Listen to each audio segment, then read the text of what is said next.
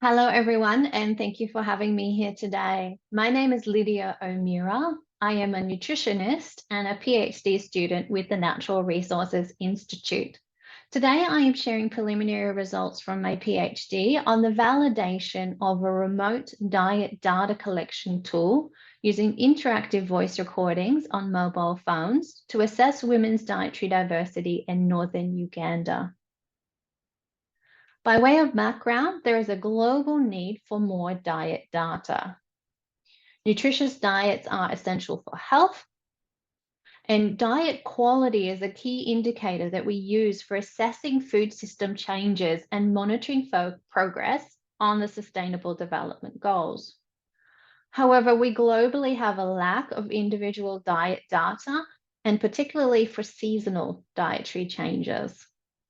We also have very large gaps for hard to reach population groups.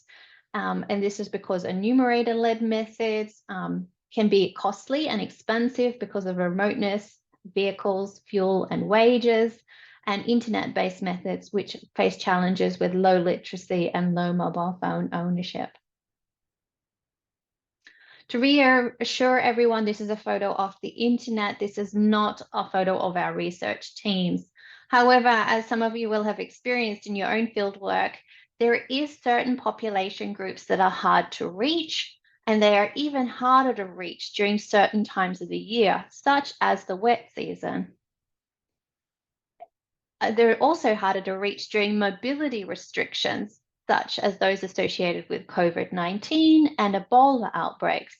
What is concerning is that it's these times of the year, such as the hungry wet season, where their food insecurity and their diet quality is most at risk. However, there's currently a lack of validated tools for remote diet data collection. Therefore, the research question of part of my PhD was, what is the feasibility and the validity of collecting dietary diversity data remotely using IVR on mobile phones compared with traditional face-to-face methods, and in particular with hard to reach women during the wet season in rural northern Uganda. This is a map of Uganda, and this highlights where we were working in Apache and Kwania districts, near the River Nile and Lake Kwania and the associated swamplands. We faced a few challenges. During formative research, we found that low literacy was very high, and some women struggled to read even the numbers on the phone. We also found that there was gender-based violence around mobile phone use that we needed to account for in our data collection protocol. Also, we ended up doing data collection during one of the wettest wet seasons in Uganda in 20 years. So as some of you will have experienced, that means floodwaters, impassable roads, and also wet season illnesses that we experienced within the team, including malaria and bilharzia.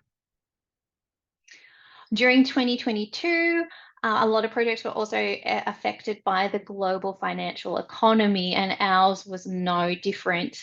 We were affected by the currency conversion crash between the pound and the Ugandan shilling. So we ended up with less project funds in a context where we had increased project costs because of vehicle hire associated with the wet season, and also more fuel costs. Fuel was more expensive, but we also required more because we needed to do detours to find alternative routes to get to the villages because the main roads were cut off. During data collection, Uganda also experienced an Ebola outbreak in the western and the central regions. This didn't spread to the north. However, I share these contextual details with you to, one, demonstrate again what we all know, the challenges with primary data collection in low resource context, but then also the context within this, that this mobile phone tool has been validated, and to highlight where its potential use could be in future studies. We used a computerized interactive voice recording. We worked with 156 mother-child pairs that were randomly selected, and data collection was during August to December 2023. We used a 24-hour list-based dietary diversity recall for women and children, and this was from the standardized question from the Demographic and Health Survey, the latest version, the Phase 8. We used the Engage Spark digital data collection platform, and we scheduled the calls for one call, and it was usually mid to late morning. When the women received the call, they responded by pressing either 1 for yes on the keypad or 3 for no, and it took on average 23 minutes. I validated the dietary diversity from the IVR, then against the weighed food records, which is the gold standard, and the enumerator-led 24-hour diet recalls, which is the most common traditional method. From the feasibility perspective, 74% of our women completed the IVR survey. To put this in context, this is actually a very high completion rate compared to other studies, which usually have a completion rate for mobile phone surveys of approximately 30%. Also, 97% of women reported that they would be willing to use a mobile phone again in future dietary intake studies.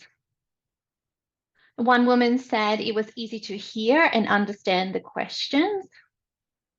And another said she was excited since had never used a phone before.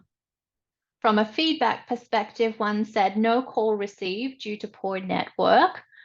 This is a challenge. We did address this by having multiple SIM cards for multiple carriers. And with the Engage Spark platform, we also scheduled repeat callbacks. So if the network dropped while the woman was completing the survey, it would call her back and she could pick up where she had left off. And this did help with our completion rate. Also, another said phone call took so long, each question was being repeated twice. And this highlights again the importance of working very closely with the women to make sure that they have a chance to become familiar with the mobile phone, they understand the instructions of pressing 1 and 3, and also how firmly to press on the keys to make sure that the response is recorded with the platform. From the validity perspective, our preliminary results for the women's dietary diversity indicate that at the population level, we found no statistical difference in the percentage of women meeting the minimum dietary diversity between the IVR and the enumerator-led recall method, which is fantastic. They're comparable at the population level.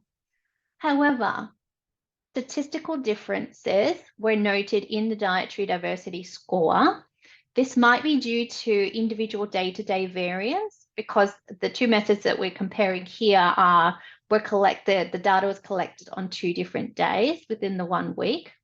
However, the IVR did appear to underestimate the dietary diversity score by 1 food group, and this appears to be connected to underreporting with vitamin A-rich fruits and vegetables, which is an area to explore in future studies to understand, was this related to translation, clarity of the question, or something else. Key take-home message is that preliminary results from our study indicate that the IVR mobile phone method works well for collecting diet data remotely, and in particular for determining dietary quality of women at the population level. This we have demonstrated with this 1 population group during 1 season in Northern Uganda, and it would be great to now trial this in other contexts and other seasons.